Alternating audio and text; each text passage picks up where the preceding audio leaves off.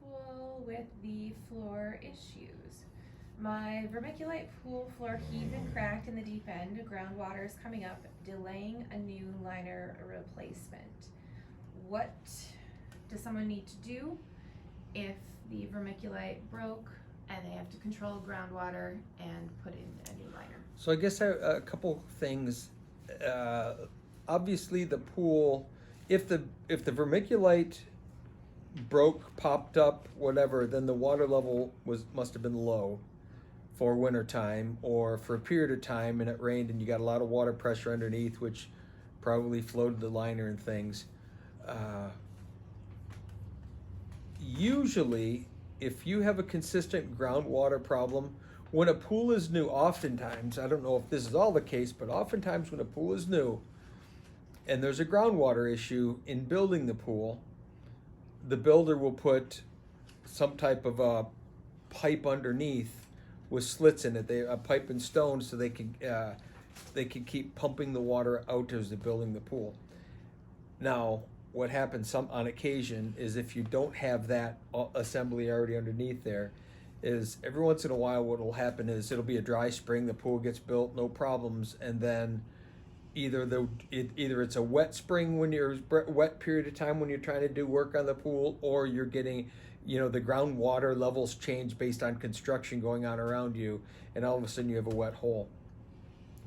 If the hard bottom needs to be repaired and you can't dry it out, what I would recommend doing, and here's what I would do if I were doing this, is I would dig out wherever the hard bottom popped out, take all that material out, whatever the surface is beneath there. I'm assuming this is a clay environment, because sand, you typically wouldn't have this, the water wouldn't move around, but if this is probably clay, is I would dig out some of that clay, 3, 4, 5, 6 inches thick of clay, and pack stone in there.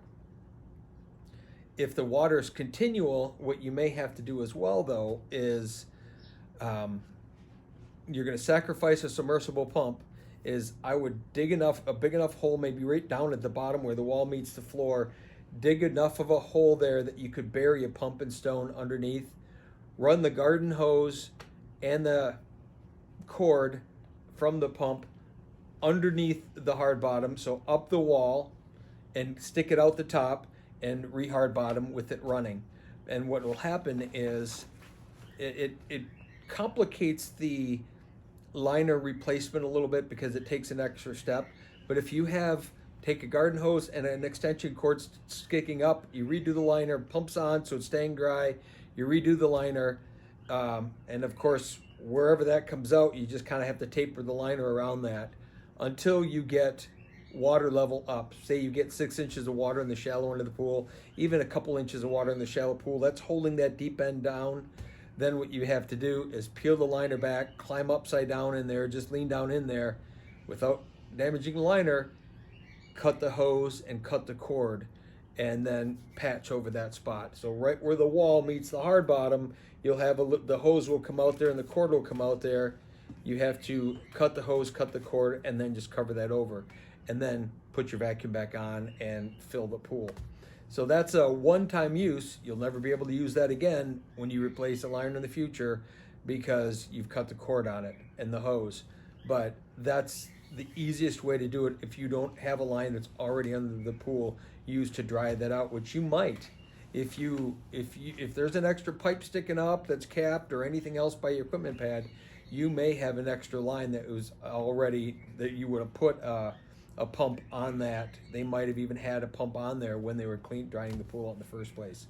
But the only real way that I found doing it is to bury a pump, sacrifice a pump, and then have to do the extra step of cutting it off. And that works really well. It just is a problem, and it's a pain in the butt to do, but it's worth doing.